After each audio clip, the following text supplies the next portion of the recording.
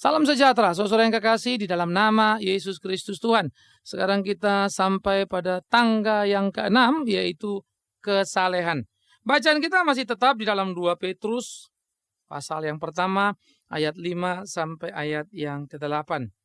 Justru karena itu kamu harus dengan sungguh-sungguh berusaha untuk menambahkan kepada imanmu kebajikan, dan kepada kebajikan pengetahuan, dan kepada pengetahuan penguasaan diri.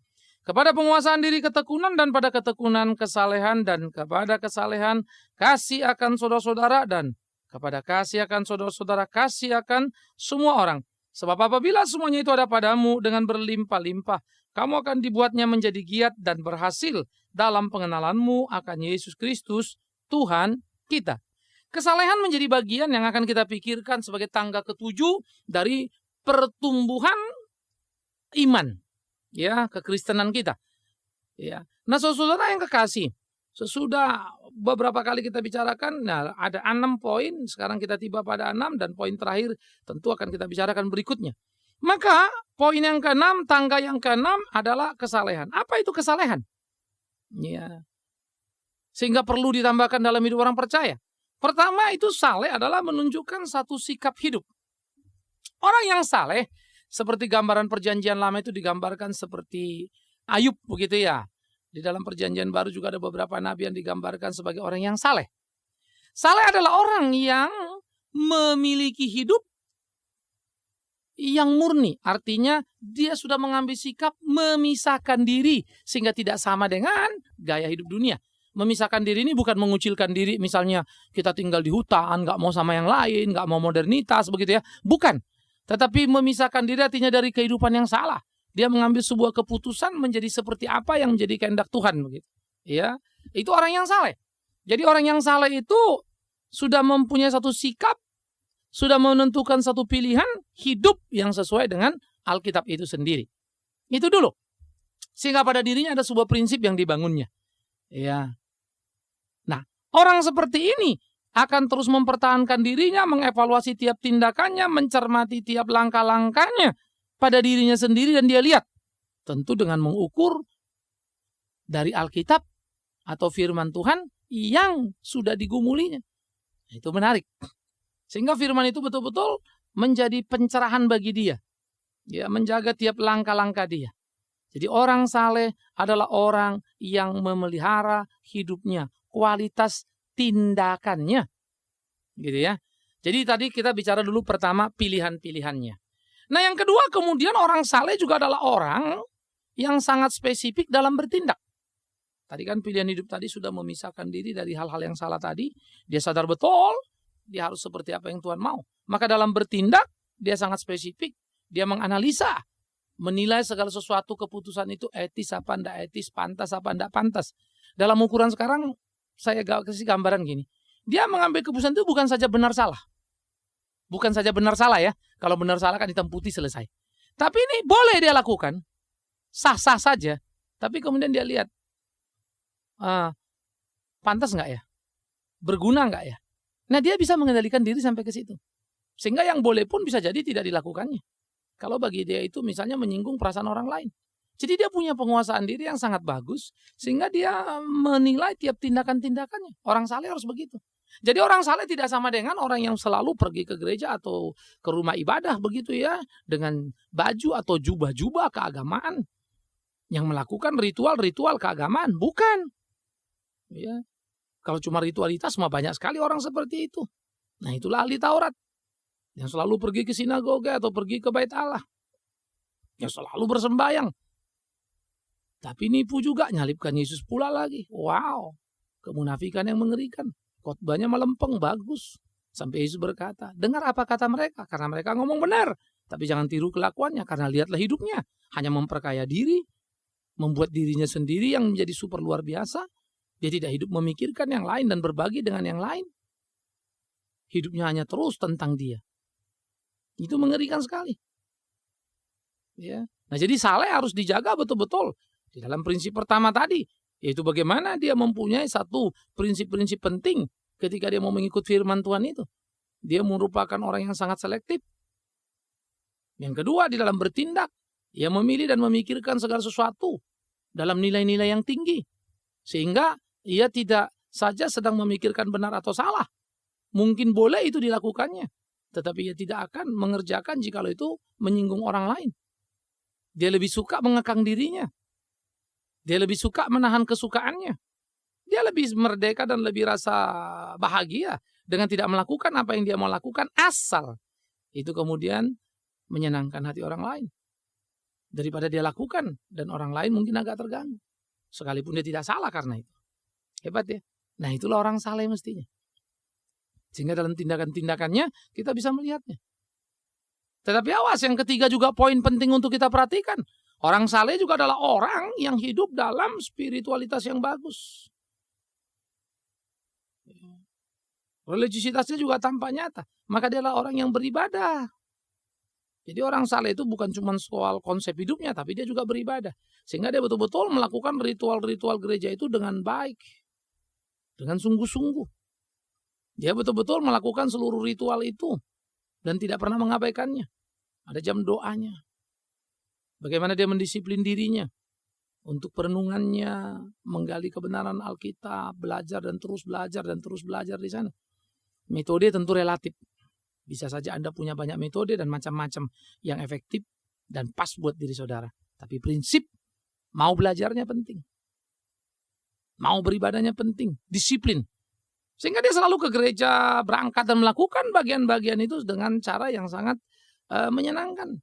Sehingga dia selalu hadir di sana, ada di sana, beribadah bersama dengan yang lain. Tetapi dengan segera Anda akan mengenali orang saleh. Karena perilakunya tadi tidak mau menang sendiri, ingat ya. Karena dia memikirkan seluruh tindakannya. Kalau kemudian memberikan hal yang tidak baik, tidak enak bagi yang lain, dia tidak akan melakukannya, itu orang saleh.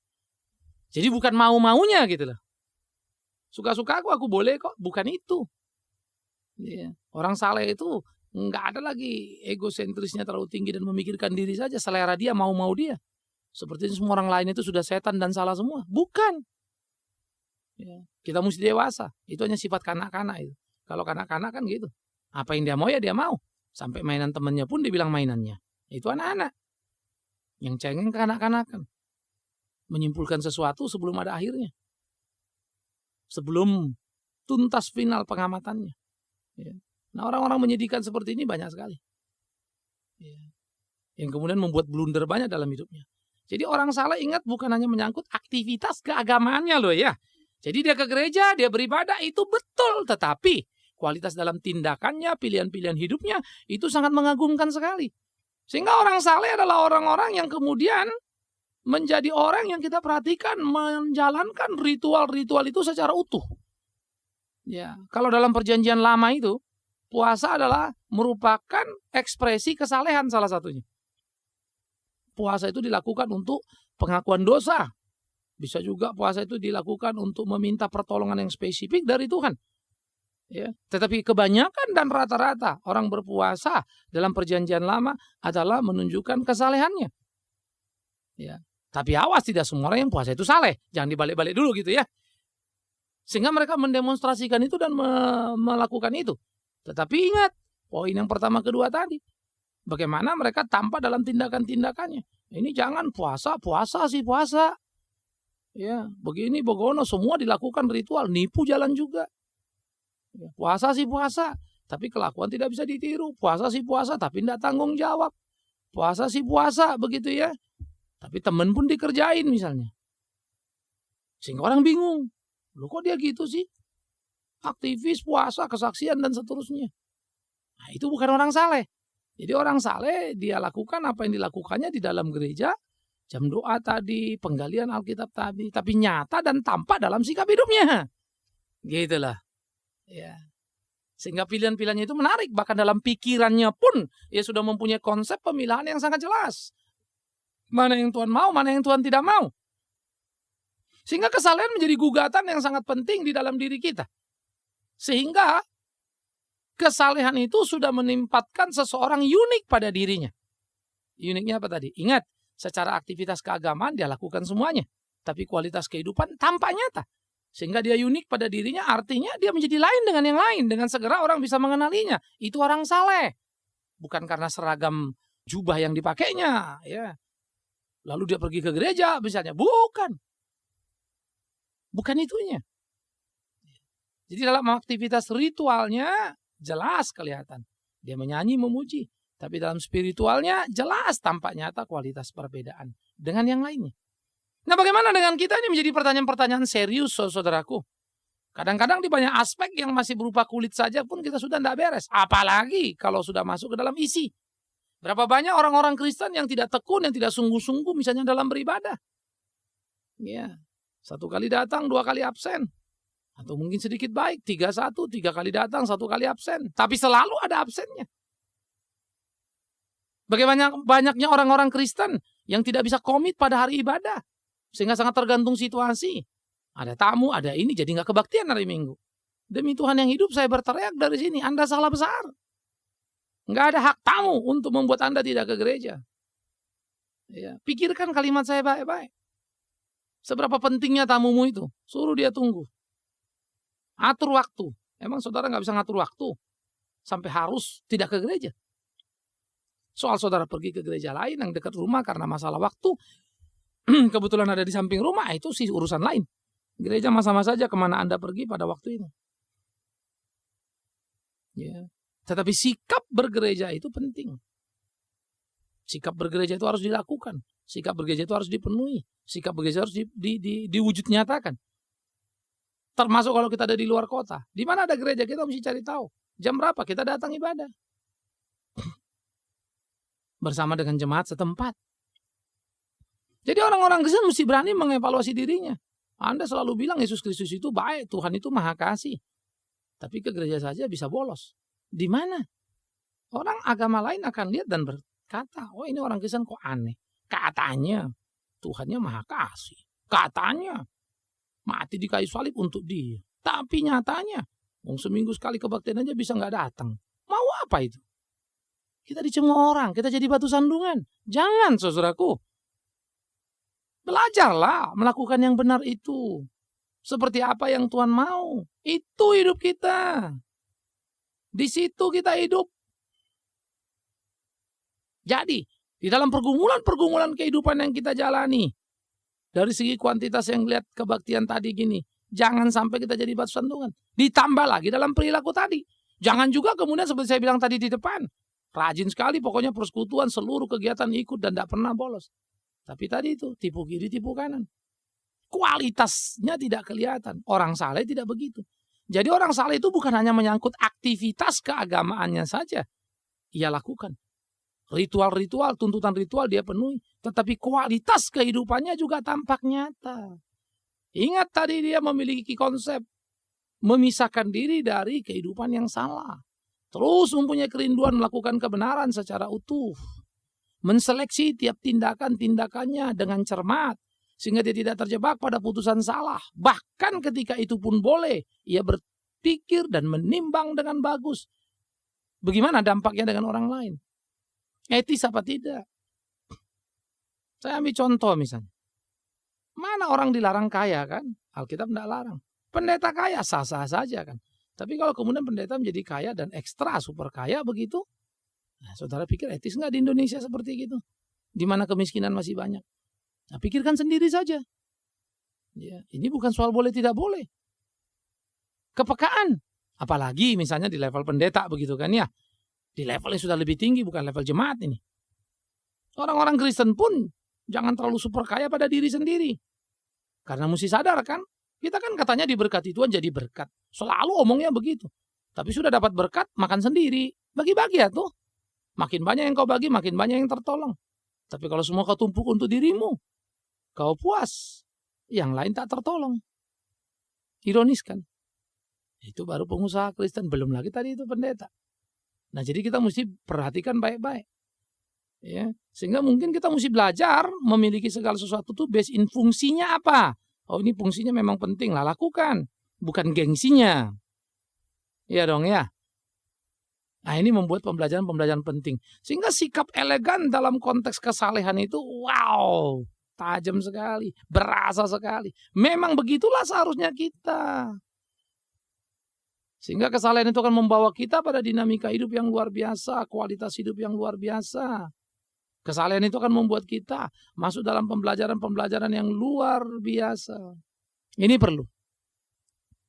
Nah, oleh karena itu saudaraku yang kekasih, camkan, pikirkan, lakukan apa yang menjadi kehendak Tuhan. Supaya hidup kita betul-betul menjadi hidup yang berkelimpahan. Alangkah indahnya, alangkah luar biasanya. Sehingga di dalam bagian-bagian seperti itulah kesalehan orang Kristen tidak akan terbantah oleh dunia ini. Orang akan melihat bagaimana orang-orang Kristen itu saleh dan selalu melakukan apa yang menjadi kehendak Tuhan di dalam kehidupannya. Yang keempat, cita-cita orang saleh, kerinduan orang saleh itu cuma satu. Mungkin saya bisa pinjem ya apa yang dikatakan dalam Pemazmur. Diam di dalam rumah Tuhan seumur hidupku, itulah kerinduanku. Itulah gambaran orang saleh. Diam di dalam rumah Tuhan seumur hidupku. Tentu bukan maksudnya tinggal di gereja atau tinggal di gereja itu dari lahir sampai mati, bukan. Tapi tinggal di rumah Tuhan adalah bagaimana bersekutu bersama dengan Tuhan. Terus menerus menjadi kerinduan dan kehausan yang luar biasa. Memang orang saleh itu haus sekali dia. Kadang-kadang orang bilang, aduh, kalau ketemu Bapak ini ngomongnya Tuhan melulu misalnya gitu ya. Bagus ya. Tapi jangan juga ngomong Tuhan melulu, tapi kelakuannya hantu melulu gitu. Saya ingat betul ketika ada mau transaksi beli satu ruko, jadi ada rekan-rekan dari yayasan bilang, udah Pak Bingmen tanyalah. Ini pendeta ketemu pendeta ini. Nah sudah semuanya oke. Ya, tiap kali ketemu haleluya, puji Tuhan, Allah Maha Kuasa. Ya, Allah Maha Bijak. Pokoknya salamnya hebat banget lah. Salam haleluya, puji Tuhan udah 3 kan ya. Allah Maha Kuasa, Maha Luar Biasa dan seterusnya. Waduh, tiap kali telepon ngomong, waduh pendetanya berasa banget. Ngomong ke saya juga. Wah hebat. Hebat. Ya. Tapi ironis. Pada waktu mau transaksi. Kebetulan yang menjadi perantara propertinya adalah non-Kristen. Tadinya Kristen. Terus diinjili sama dia supaya kembali kepada Yesus. Saya juga baru tahu di situ. Begitu. Ya terus kita ngobrol-ngobrol. Tapi apa yang terjadi saudara? Ketika transaksi tak jadi. Lari sana lari sini dia mengeles. Karena tahu sudah kita mau beli. Harga dinaikin. Gila kan? Persis kayak pedagang-pedagang karbitan yang tak karu-karuan itu. Yang akal-akalan. Tapi itu tadi haleluya puji Tuhan. Saya tidak mau 2-3 kali urusan begituan. Ya walaupun yang membeli mengatakan coba Pak kita tambah saja. Enggak mau saya bilang. Lebih bagus tidak usah. Terserah kalian mau beli saya mundur. Ya. Memalukan. Pendeta ya kok begitu. Memalukan. Ya kok omong itu hebat. Ya, agennya diinjili. Tapi kemudian kenyataan sangat menyedihkan. Hati-hati. Nah yang celaka yang jadi saya repot adalah ketika kemudian si agen ini pas telepon saya komplain setengah mati. Waduh, kalimatnya jadi tidak enak. Pendeta brengsek itu, pendeta ngawur, pendeta nggak ada benernya begini. Waduh, saya kaget juga. Karena dia ngomong dengan saya yang juga pendeta kan.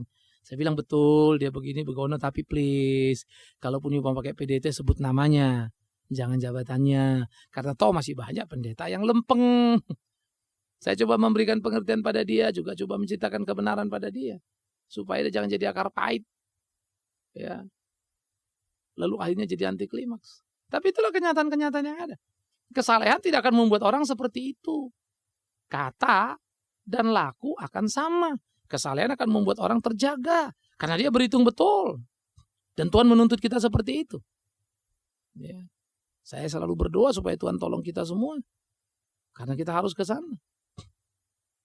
Nah saya pikir untuk melatih itu kita perlu punya prinsip-prinsip. Prinsip apa yang kita pahami, ya taruh. Saya nggak akan begini kalau gini, saya nggak akan begini kalau gini. Kalau ada gini, saya nggak gini gitu. Itu penting. Sehingga dengan demikian kita terjaga dengan prinsip-prinsip yang tentu berdasarkan Alkitab. Belajar untuk kemudian menegakkan prinsip berarti kan menolak berbagai kemungkinan kemudahan yang ditawarkan orang yang menurut kita nggak terlalu penting. Ya, kita mesti hati-hati. Kalau memang harus, ya harus. Kita penuhi apa yang harus kita penuhi. Sekalipun mungkin lebih mahal, kita pilih itu. Saya pernah ditawarkan misalnya pas mau nyebrang ya ke Singapura dengan fiskal yang lebih murah. Ya. Tapi tentu jelas tidak resmi kan. Nah, saya nggak mau. Enggak lah, saya ambil yang resmi aja lah. Nah, mahal lah, nggak apa-apa.